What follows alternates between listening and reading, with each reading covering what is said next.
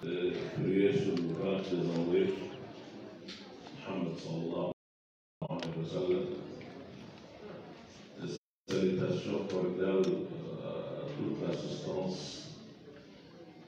bien sûr en saluant le Premier ministre ici présent, puis je peux en témoigner, a évolué beaucoup dans ce domaine. Et depuis beaucoup de temps. En saluant sur le maire, sur le président de la coordination, saluant tout un chacun, en vous disant assalamu alaikum wa rahmatullahi wa barakatuh. Encore une fois, je m'excuse, je vous présente toutes mes excuses pour ne pas être là à l'heure indiquée. Comme le Premier ministre l'a dit, j'étais en consultation sur un petit peu, mais grâce à Dieu, je suis là. Je remercie vraiment le président de la coordination pour m'avoir fait l'honneur de venir parrainer cette activité combien importante. Parce qu'il s'agit de la paix, il s'agit de vivre ensemble, il s'agit de la cohésion. Je me souviens avoir fait un manifeste dans lequel j'ai invité le peuple malien à aller vers un pacte républicain. Il faut l'appeler comme vous voulez, acte social, acte républicain. Ce qui est important, c'est que notre pays aujourd'hui a besoin de se mettre ensemble. Au-delà de toutes les considérations que nous pouvons avoir, l'essentiel aujourd'hui, c'est que le peuple malien doit se mettre ensemble. Toute initiative qui œuvre dans ce sens est une initiative à saluer, à encourager. C'est vrai, vous avez donné la parole à l'imam qui a interpellé à l'ordre de journée de l'intérieur comme de l'extérieur. L'imam, vous ne parlez pas. L'imam, vous ne dites rien. L'imam, qu'est-ce qui se passe? Je veux quand même dire aux uns aux autres, l'imam n'a pas parlé pour des raisons. La première raison d'abord, c'est que l'imam, après un constat qu'a observé et remarqué, que la majeure partie de notre population aujourd'hui se retrouve dans ce qui se fait. Pense aussi que c'est ça la voie du salut. En respectant le choix de cette grande majorité, j'ai décidé de ne pas parler et laisser les choses se faire. Il ne serait pas sage, quand une grande majorité se réconcilie dans quelque chose, que vous vous mettez à combattre. Voilà la première raison qui fait que l'imam a fait du bien. La deuxième raison, c'est pour méditer et réfléchir sur le sort de notre chemin, qui me préoccupe, qui m'inquiète. Je suis en train de méditer et j'appelle et invite tout un chacun, tous ceux qui sont détenteurs d'une portion du savoir, de méditer, de réfléchir, d'interroger votre histoire, de chercher à savoir le pourquoi de l'indépendance en nos jours. Chaque fois que le mail prend un envol, il y a quelque chose qui se met à travers. Chaque fois qu'on doit y aller, il y a quelque chose qui nous arrête. Quelle est la raison? Pourquoi? Parce que cette question aujourd'hui doit entrer l'esprit de tout un chacun. Chacun de nous doit chercher à le savoir. Parce que tant qu'on ne diagnostique pas ce mal de le connaître, il est difficile que le mail puisse vraiment s'en sortir. Voilà les raisons. La première, c'est d'avoir un choix personnel, de respecter ce que la majorité des Maliens ont pensé être le bon choix. Même quand je ne suis pas d'accord, je respecte ce choix. Je dis bien, même quand je ne suis pas d'accord.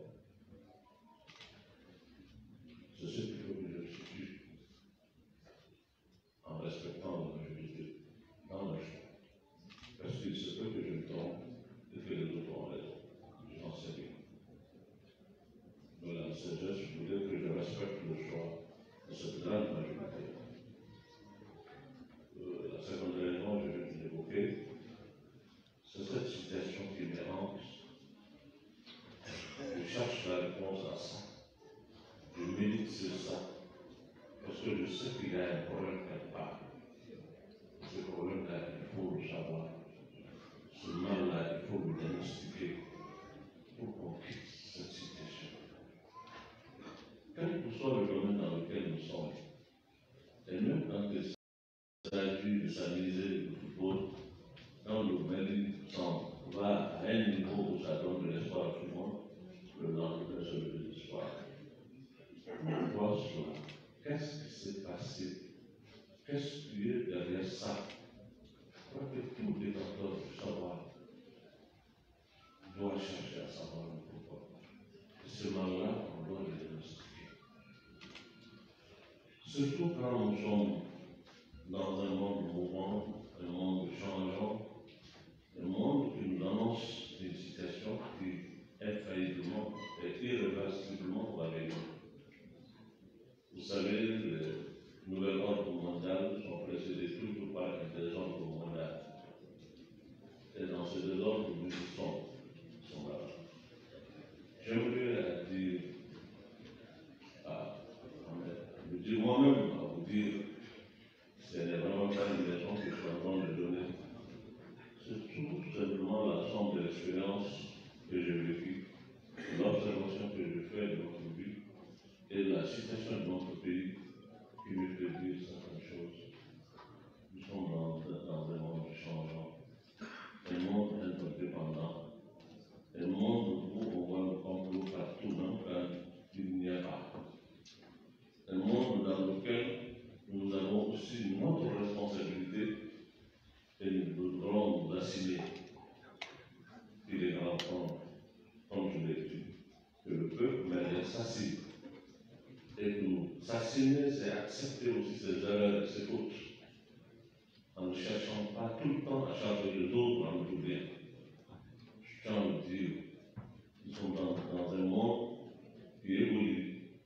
Et le rapport de ce monde-là, la règle du jeu a été toujours fixée par les plus forts, il ne faut pas qu'on se lève. De tout le temps, ça a été comme ça, dans toutes les époques et toutes les circonstances. La règle du jeu, ça a été établi par les plus forts. C'est comme ça la vie, c'est comme ça que ça se fait. Il ne faut jamais se tromper, ni de combat, ni d'adversaire.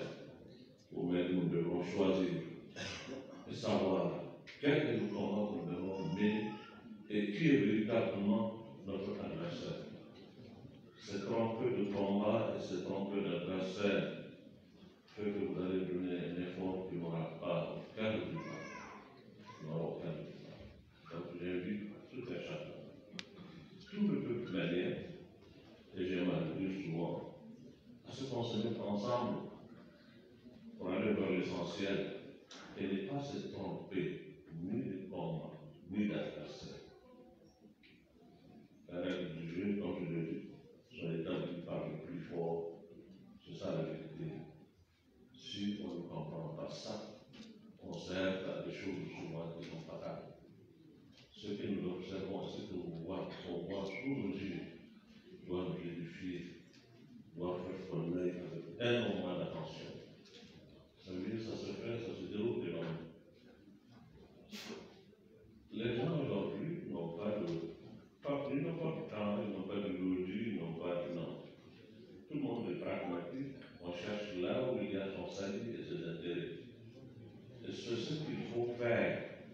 Il ne faut pas désigner un camp. Il ne faut pas chercher des adversaires qu'on cherche soi-même. Il ne faut pas chercher un combat inutile. Il faut chercher la solution, là où il y a la paix pour vous, le sel pour vous. C'est ce qui compte. C'est ça la vérité. Vous savez, quand je vois ce qui se passe dans notre monde, mes pensées vont un peu marteler que les séances sont sombres aujourd'hui. Que même ces frères sont en train d'abandonner.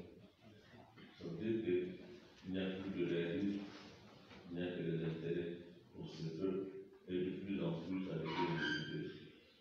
Vous savez, le peuple palestinien est un peuple qui souffre. Il y a 70 ans, ils sont là. Les résolutions, on les a votées beaucoup, mais rien n'a été fait. Ils ils sont abandonnés même par les frères arabes aujourd'hui. Parce que quand vous n'êtes pas du bon côté souvent, ne croyez pas que vous serez à l'abri de certaines surprises. Les hommes intelligents, les peuples intelligents, c'est le peuple qui savent faire les bons choix au moment où il faut. Si vous faites le mauvais choix au moment où il ne fallait pas, l'histoire vous pardonnera. Vous allez payer cher cette heure. J'espère bien que notre peuple, nos communautés, offrent le bon choix au bon moment. C'est le moment de la réconciliation, c'est le moment de prendre la main, c'est le moment où nous devons faire preuve de lucidité pour savoir où on va et avec qui on va aller où. C'est le moment.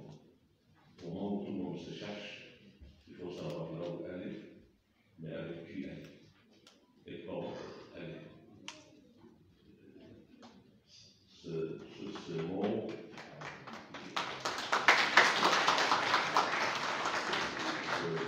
je bénis vraiment cette assemblée que je trouve sainte d'initiative, une très bonne initiative qui mérite d'être encouragée, pas seulement à l'échelle de la communauté de Bouna, mais ça doit être un exemple aujourd'hui pour aller au-delà. Je l'ai dit, c'était un témoignage que je fais.